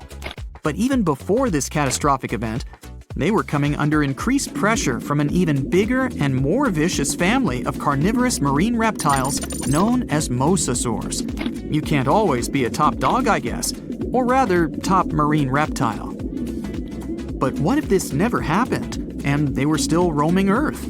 Well, this might be obvious, but can you imagine what kind of impact that would have on sea tourism? Based on the impact that famous movies about sharks and killer whales had, what do you think the presence of a Kronosaurus in the ocean would do to beaches? The very creature that would eat sharks and whales for breakfast. Beaches would certainly become a great place to go for a quiet walk, because nobody else would even be there. And what about such activities as boating, surfing, and scuba diving? You think anyone would dare try them, knowing that this 30-foot beast could be lurking beneath them? Let's give humans some credit and assume most of them wouldn't. This would cripple the global sea tourism industry, which is responsible for earning roughly $143 billion every year. Just to make sure this shocking point hits home, the most expensive yacht to ever roam the ocean was called the History Supreme. Its master bedroom was believed to have a statue made of T-Rex's bone and a wall made of meteorite rocks, as well as a 24-karat gold panoramic wall aquarium. Anyway, this yacht was worth nearly $5 billion, meaning you could buy 38 of them with the money lost in potential damages to sea tourism caused by the Kronosaurus. I'm sure that the yacht's owner was happy the beast never made an appearance in their luxurious aquarium. So luxurious, in fact, that some people believe the History Supreme, reportedly owned by some business genius from Malaysia, never even existed. Rumor has it that it was simply an elaborate hoax fabricated by the supposed designer. Anyway, I don't think the trouble would just stop there. People could actually be in serious danger, regardless of being near the ocean or not. No, I'm not about to tell you that this thing would grow legs, adapt to living on land, and start picking us off one by one. At least, I hope not. I'm just going to point out the damage that the Kronosaurus would inflict through its devastating impact on sea trade. In America, ocean transit accounts for 76% of national trade. On top of this, more than 100 vital pharmaceutical products originate in the sea. I'll also state the obvious and point out that the ocean is a huge food source for us humans. The presence of the Kronosaurus could have a great impact on our relationship with the ocean, something we usually take for granted. Now imagine a creature with a body that is reminiscent of a cuttlefish, with eyes sticking out from stalks like a funky headband, fins on its tail, and a long skinny nose ending in a mouth full of teeth. Or maybe this thing could be a claw. Yep, the Tully monster is on the move. It's definitely one of those freaky creatures you wouldn't like to face while scuba diving somewhere. Luckily, it went extinct 300 million years ago. This unusual marine beast was discovered in the 1950s in Illinois, and scientists couldn't even agree what it really was. Some thought it was a vertebrate, which means a group of creatures with a spine, like us humans. But a team of researchers in Japan studied many fossils of the Tully monster using advanced laser scanning technology to check them in detail in 3 dimensions. There's still a lot they don't know about the Tully monster, but they managed to realize it didn't have any spine at all. Now the next step was to see what type of invertebrate it was. Could it be vertebrate-like, such as a land sled? Or are we talking about something closer to snails and worms? They also discovered the creature had segmentation in the head area that extended from its body, and that's not something bony creatures have. Still, in recent years, some researchers had the idea the Tully beastie could be related to jawless fish such as lampreys. These fellows belong to the most ancient group of vertebrates and are not pleasant to see either. In the case of lampreys, we're not talking about extinct animals. They're still out there somewhere, wandering the ocean and scaring other animals, or you, if you see it in the northern and western parts of the Atlantic Ocean where they live. And they've been here really long, even before the dinosaurs. A long time ago, long before humans or I even existed, there were eurypterids, weird creatures from a group we call arthropods, which includes spiders, insects, and crabs. But eurypterids were unlike anything you've ever seen before. They had a body shape similar to horseshoe crabs, with many segments that made up their body. Instead of legs, they had special appendages at the front that acted like oars. Some even call them giant scorpions, but most eurypterids were actually quite small, except for this special one, which was truly enormous. It could grow to a staggering length of about 8 feet. Wow! The next time you see a crab scuttling along the beach or a spider swimming its web, remember, we're lucky we only got mild versions of their ancient relatives, which, by the way, disappeared hundreds of millions of years ago. Whew. Now, some eurypterids were pretty fierce and fast predators. They would swiftly swim after their prey, chasing them down in the water. Others were more like scavengers, living on the bottom and feeding on whatever they could find along the way. They had a taste for the leftovers, like some sort of cleanup crew of the ancient oceans. Eurypterids loved to spend their time in brackish water environments. It's water with more salinity than fresh water, but still less than seawater. Now imagine you're just floating around and all of a sudden you see this guy. No, it's not some weird tiny spaceship, and you won't see it floating in space, even though that's where it would perfectly fit in, as some weird creature from another planet you'd see in sci-fi movies. You'd actually see it floating in the sea because we're talking about a really small animal with enormous eyes called Dilophosaurus. Each of its eye bulbs was about a quarter of its whole body length. That's what gives it that space look, like it might live on one of the oceans under the surface where we look for life, like Europa, one of Jupiter's moons, or Titan, Saturn's biggest moon. I could easily imagine creatures like Dilophosaurus giving us a warm welcome once we get to Mars, too. Dilophosaurus had great vision. It would keep a keen eye out for any movement in its surroundings. Once it noticed something, it would swiftly launch its spiky appendages forward. At first, these things looked like tools for fixing stuff, but Dilophosaurus actually used them to capture smaller arthropods. The unusual thing is that even though it had such great eyesight, Dilophosaurus still spent most of its time catching prey in brighter waters near the surface. And yet, scientists found its fossils in the rock layers that are more often associated with darker environments, where animals such as deep-sea crinoids and vampire squids reside today. It's confusing. But one of the explanations for this says it's possible these deep-sea creatures actually lived in shallower waters in the past and later ended up in the depths as the geography of our planet changed over time. No one knew what Dilophosaurus really was. It could belong to a group of arthropods, and it seems to me that's where most of the world's weirdest creatures are. Some believe it could be related to mantis shrimp, while others compare it to blind, worm-like crustaceans that live in dark underwater caves. And check out this enormous worm lurking beneath the sandy ocean floor, patiently waiting for its next meal to swim by.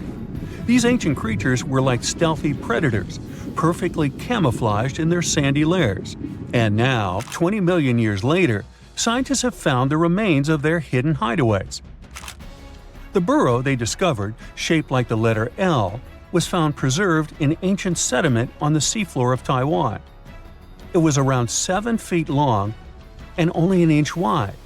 That's where the ancestors of modern bobbit worms live. Bobbit worms have been around for a long time. They can grow to be a few inches to a whopping 10 feet long. A pretty weird creature dominated the skies at the end of the dinosaur age in North America. We know it as Quetzalcoatlus, and it soared above famous dinosaurs like Tyrannosaurus and Triceratops, showing them who the ultimate ruler of the skies was. Quetzalcoatlus belonged to a group of flying reptiles called pterosaurs. They were some of the biggest flying animals ever known to exist. When you think of Quetzalcoatlus, imagine an animal as tall as a giraffe. These incredible creatures had long necks, small bodies, long legs, and wings that were relatively short compared to their size. The biggest of its kind was really massive and held the title of being the largest flying creature of all time. They had long, pointed skulls, while some also had short crests at the back of their heads. And for a long time, researchers were confused about how these giant pterosaurs hunted for food. At first, some even believed that Quetzalcoatlus and its relatives were like giant vultures that scavenged the remains they would find around. They drew such a conclusion because Quetzalcoatlus fossils were found inland, away from the coast where other big pterosaurs were found, such as the crested pteranodon. Plus, many thought these fellas were skilled at skimming, which means lurking over freshwater systems and catching fish. But it appears these massive animals were actually predators with excellent hunting skills. The exact technique they used to catch their prey remains a mystery, though. Now here's another cool discovery, a specific fossil as the oldest evidence of muscle tissue ever found. This fossil belongs to a group of animals that includes modern creatures such as jellyfish, corals, and sea anemones. And it looks so cool and unique, right? It has bundles of fibers arranged in a four-fold symmetrical pattern, similar to what we see in Nedardians today. This arrangement is different from any other fossil from that period. Now, this fossil may look weird, but it helps us understand the evolution of muscle tissue in animals. They, well, all of us actually, got new options for discovering different feeding strategies and generally new things to do thanks to muscles. And it's not like scientists usually get to study fossilized muscles. It's more that they learn about that based on how animals feed, reproduce, move, and do other things. So this cool fossil suggests animals may have had an earlier origin than we used to believe. Something exciting and kinda unexpected popped out among the rocks of the Ica Valley in Peru. The bones of a really old whale that lived almost 40 million years ago. At first, no one was really impressed because the bones they found were big and weirdly shaped, so people just thought they were looking at giant boulders. I mean, that's cool too, but things got way better when they realized those were the remains of a very large, ancient animal that roamed along the coast of ancient Peru. Plus, it was probably the heaviest creature that ever lived. Sorry, blue whale, I know you worked hard to get to the top. The length of over 100 feet and weight of more than 200 tons brought you the status of the biggest animal on our planet. But it seems you've held the title long enough. Time to hand it over to our next candidate, and that one's really gigantic. This ocean beast was probably shorter than the blue whale, but heavier, with a weight that could be between 93 tons and 370 tons. If it's closer to the higher number, it'll make Prehistoric the biggest animal ever known to have lived on Earth. And it seems its weight was the result of having extremely thick, dense bones. You can see such bones today in manatees or some other early whales. Dense bones are a great tool for such marine mammals. This feature makes them heavy and allows them to stay submerged most of the time. But at the same time, if their body was too heavy, they would end up sinking all the time and they would waste too much energy to move back up to the surface. So, to avoid sinking, marine mammals need to have enough lighter tissues, like muscles and fat, to help them float in the water without using too much energy. Now, scientists didn't have the whole skeleton, which makes it hard to tell how big the animal was, but they used the ratio of the heavy bones to the lighter tissues in other marine mammals to estimate the overall weight of this giant ancient whale. Experts found these fossils about 13 years ago and spent the next decade freeing the whale from the rock. Its anatomy and age showed this whale was a cousin of Basilosaurus, a whale that had a long snout full of sharp teeth, and a sleek body similar to that of an eel.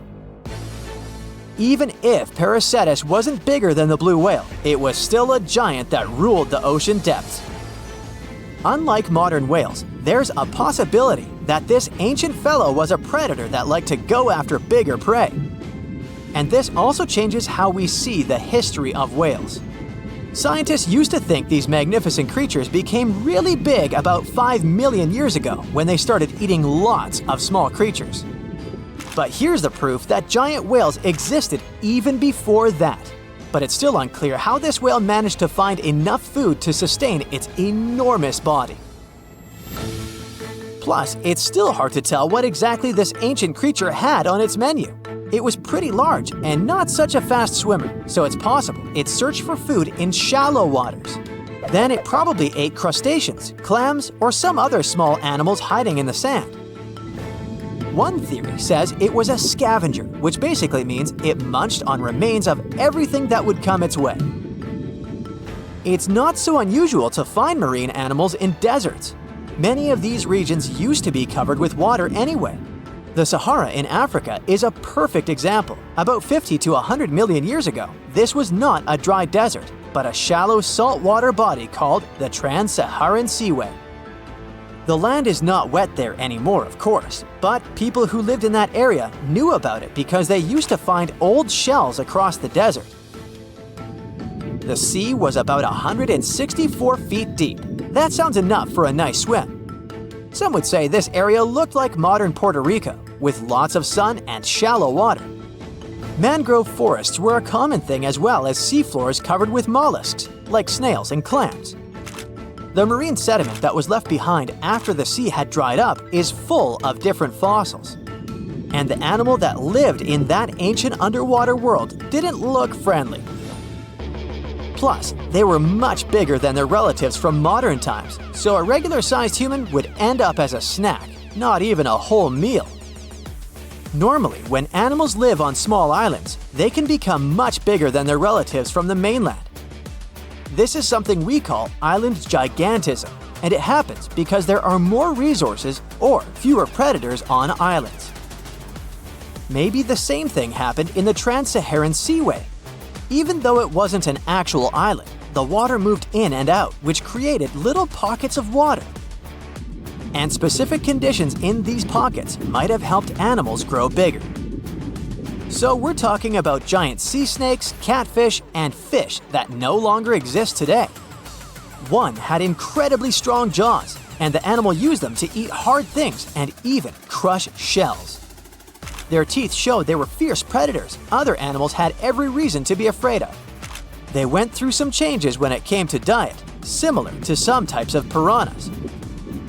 And the competition to get to the top of the food chain wasn't a joke. Not when there were also such large predators as sharks, crocodiles, and ancient relatives of elephants. Sahara went through different phases. If you could use a time machine and take a peek at Earth's largest hot desert as it was about 6,000 years ago, you wouldn't have to struggle with sand and heat. You'd have a nice walk through a green and pretty lush place. In the past, people who lived in that area didn't leave drawings on cave walls that showed camels, sand dunes, and scorpions. All those things you'd see in today's Sahara. Instead, they drew crocodiles. That's additional evidence that the Sahara used to have a lot of water and plants enough to support these big yet scary animals. Around 3 billion years ago, Earth might have been mostly covered with water.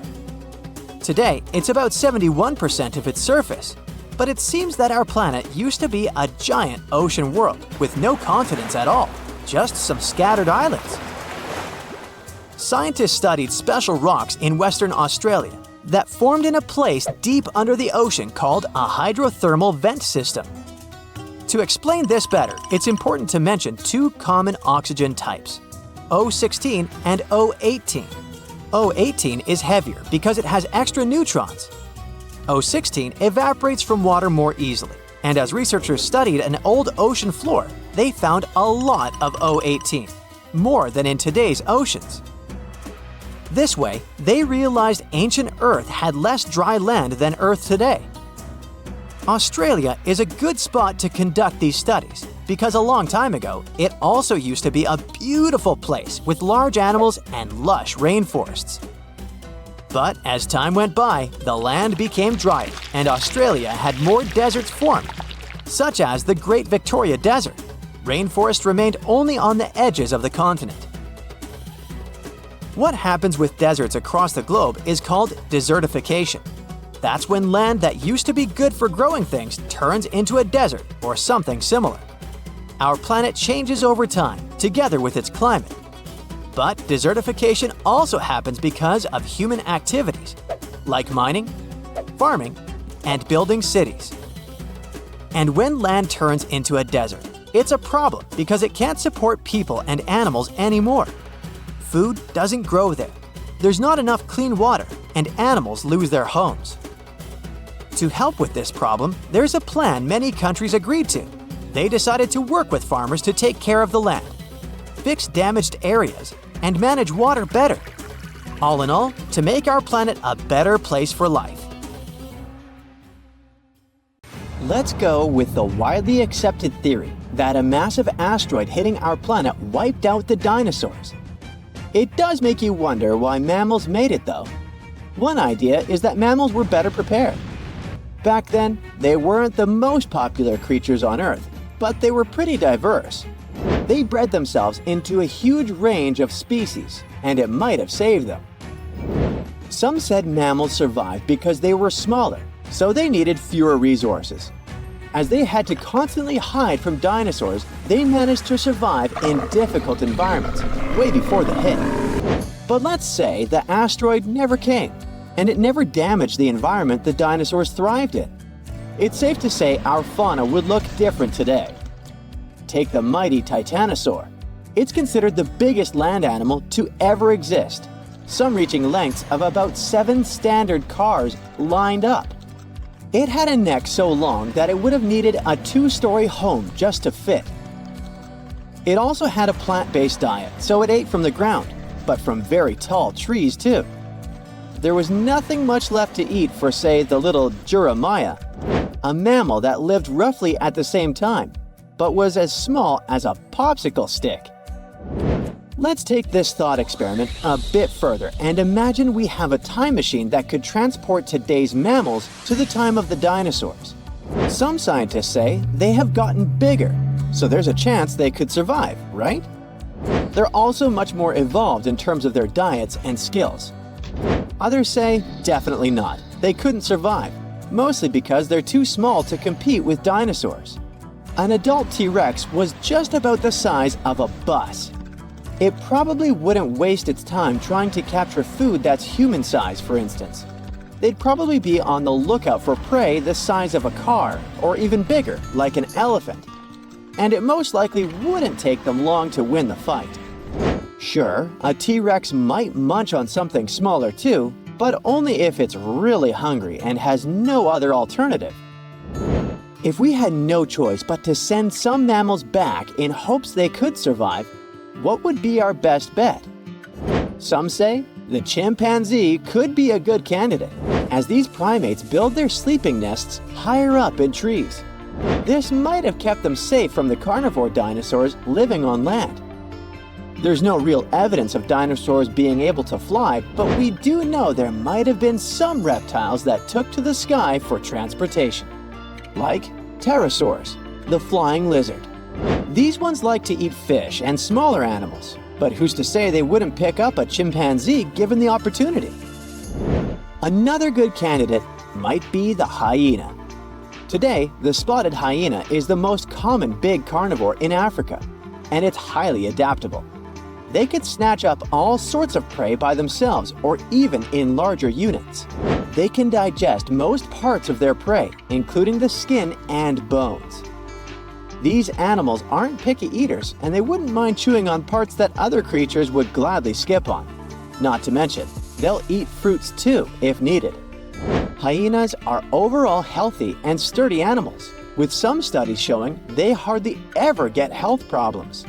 But like any other animal on this planet, the hyenas also have their weaknesses. We still don't know why these creatures can't be found in Europe anymore. But some research suggests they found it hard to coexist with humans and wolves. Also, they're not very adapted to living in forests. Orcas might have been able to rub elbows with the dinosaurs too. These creatures also don't have any natural predators, which earned them the nickname the wolves of the sea. That's because they go out looking for prey the same way wolves do, in groups. Orcas may be related to dolphins, but we can hardly call them friendly, as there have been cases of them sinking ships on purpose. They're highly intelligent animals that spend time together and are very organized. They also do this thing where they often take down more prey than they're prepared to eat. It may be because they see this experience as training. Other theories suggest orcas are so intelligent that they look for food in advance, even though they're not hungry yet. It might also be because whenever they want something to munch on, they're looking for the best quality food there is. The reason why they might not survive in the dinosaur era, though, is the global temperature. Back in the Mesozoic era, our planet was seriously hotter, several degrees warmer than it is today. Orcas prefer living in colder waters, but you'll find them in all oceans and most seas. Ostriches are the no-brainer answer. Look at them. They're practically dinosaurs. They even have a long-lost dino cousin that lived in the Cretaceous era, called the Struthiomimus. Its name translates to ostrich-like because of its similar powerful and speedy legs, agility, and even feathers. On the downside, they might not be able to take down larger dinosaurs. The vegetation back in the Mesozoic era would have been different too. Conifers used to dominate land, and ostriches are known to be pretty picky eaters, so they might have had a difficult time finding food back then. There are plenty of reasons to send felines through that time machine too. In the Jurassic period, for example, there were plenty of slow-moving prey to eat and tons of hiding spots in the thick bushes. Felines are sneaky animals, have precise vision, and are extremely good at climbing. Some pack a punch for their size, making them fierce fighters. Lions are good contenders because of their speed and teamwork. They might be able to take down some decent-sized dinosaurs, like the Europasaurus, when working together. Leopards are really good at climbing trees, so they could snatch prey and enjoy it above the ground, where they might be safe from bigger predators. What might be their downfall is again the temperature difference. It was considerably hotter back then. Today's large mammals aren't equipped to deal with that extreme heat. Lions might be the kings of the savannah now, but it would be too hot even for them. If they ever want to grab a spiky-tailed herbivore for lunch like the Tugiangosaurus or Stegosaurus, they might be in for a surprise. One hit from their extremely powerful tail could cause some serious damage. Not to mention run-ins with raptors like the frightening Saurophaganix. The single most likely animal that might survive being roommates with the dinosaurs is the platypus. This quirky Aussie creature is one of those rare egg-laying mammals. It's a fan of freshwater and as close to a living relic as an animal can be. Scientists were able to trace its origin back as far as 120 million years ago. For food, it wields its sensitive beak to catch shrimp and worms underwater.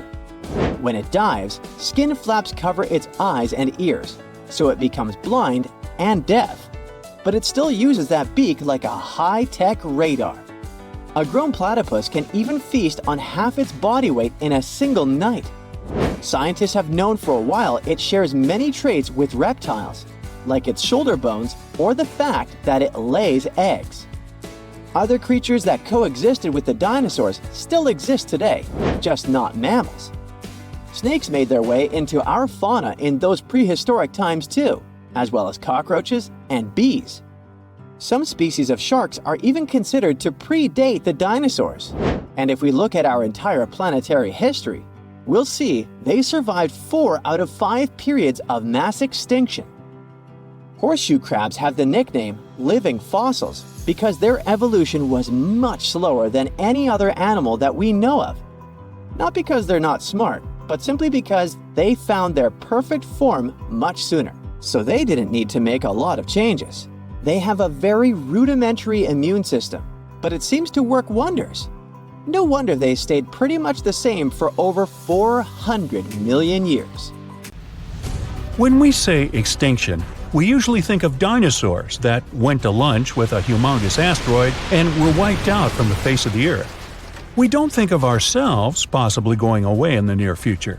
But what we forget is that there have been 5 mass extinctions that our planet witnessed in the last 500 million years, not just one. And we can be nearing the 6th one, where one of the species to possibly disappear are humans. The first great mass extinction came about 440 million years ago in the Ordovician period. Back then, life was mostly thriving in the oceans and along the coastlines. Biodiversity was great at the time. There were thousands of different species, trilobites, sea scorpions, and all kinds of weird-looking mollusks, and even fish. You name it, Ordovician had it. But then, the temperature around the planet started to drop. The overall warm climatic zones became colder and colder, until the oceans got covered with thick sheets of ice. Most of the marine species weren't ready for such abrupt changes. Imagine a trilobite serenely crawling along the bottom of the sea and suddenly bumping into a glacier. Yeah, it's like living your entire life in a beach bungalow, only to find yourself in an igloo one day. The event was dubbed Late Ordovician Glaciation, which led to Late Ordovician mass extinction. Over 60% of all species that lived in that period disappeared. Only ancient fossils were left for paleontologists to discover hundreds of millions of years later.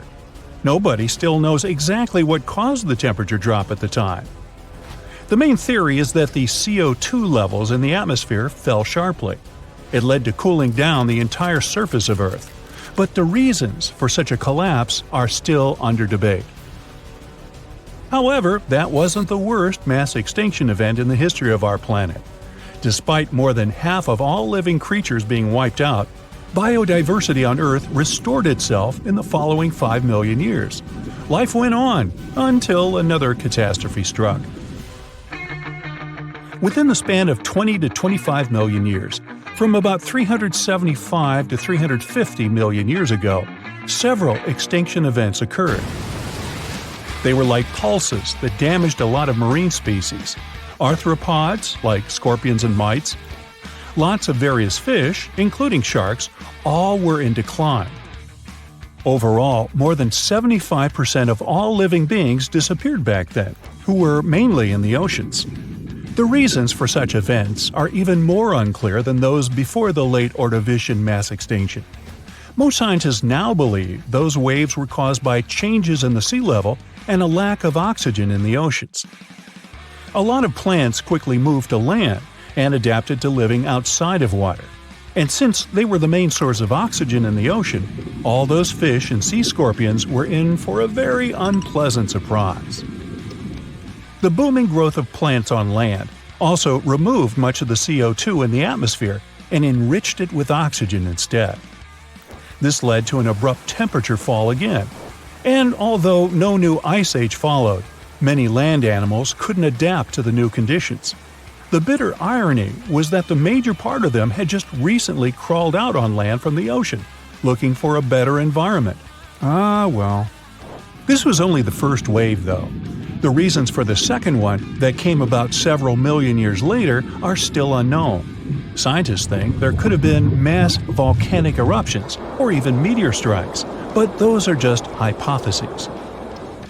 Then another 100 million years passed without much trouble. Species rose and fell, evolved and disappeared, but the cycle of life continued until about 250 million years ago, when the third mass extinction event occurred. It happened in the Permian period, the last period of the Paleozoic era, and it was so catastrophic that it had all the chances of becoming the last mass extinction on our planet. Scientists are still unsure what caused so many species to be eliminated. But the fact is that around 96% of all living creatures in the world were gone. One theory suggests that volcanoes started being overly active. They threw millions of tons of methane and basalt into the atmosphere. Asteroid strikes might have added to the damage too. The sky was literally covered in dark clouds of ash. The proto-mammals and reptiles tried to hide from the black and gray mist, but it was everywhere. It was like hiding from the air itself.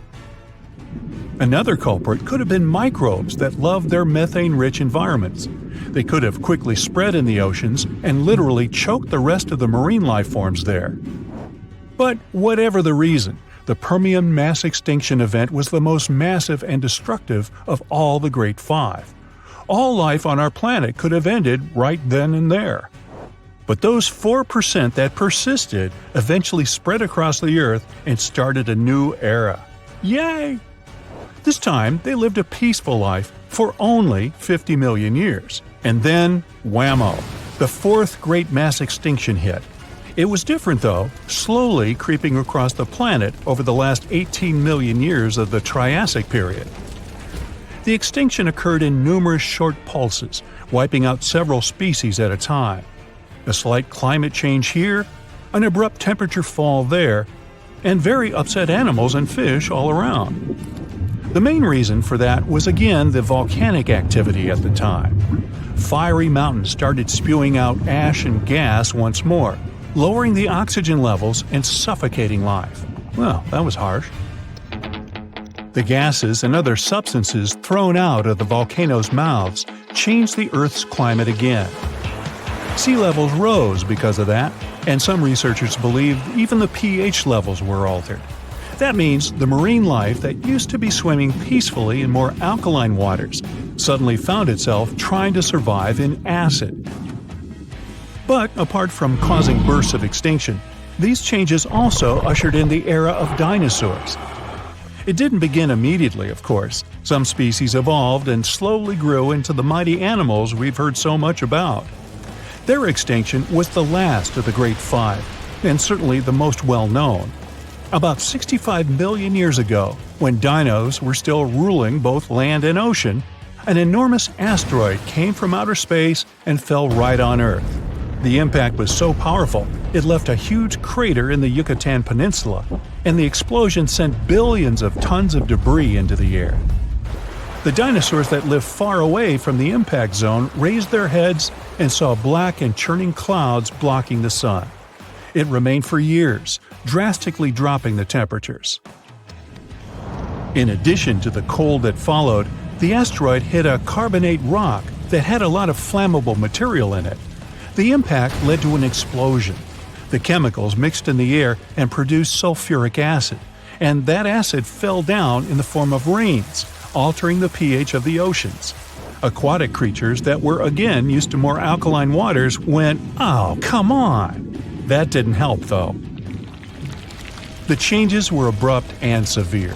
About 75% of all animals and plants went extinct in a matter of years, unable to survive the new, harsh conditions on the planet. But some persisted. Many of them were reptiles, like crocodiles and turtles, which managed to survive even up to this day, looking almost the same as they did back in the dinosaurs' days. Others were mammals, which had lived in the shadow of the mighty dinos and hid from them in dark corners. But now that the giant animals were gone, they began to flourish, bringing in the Cenozoic era, the one that lasts to this day. And today, we might be witnessing the sixth great mass extinction. According to scientists, with the evolution of humans, a lot of different plants and animals have gone from the face of our planet, never to return. The good thing is, mass extinctions have always happened over a span of several million years, so we might still have time to recognize it, prepare, and counteract. What do you think? Shall we?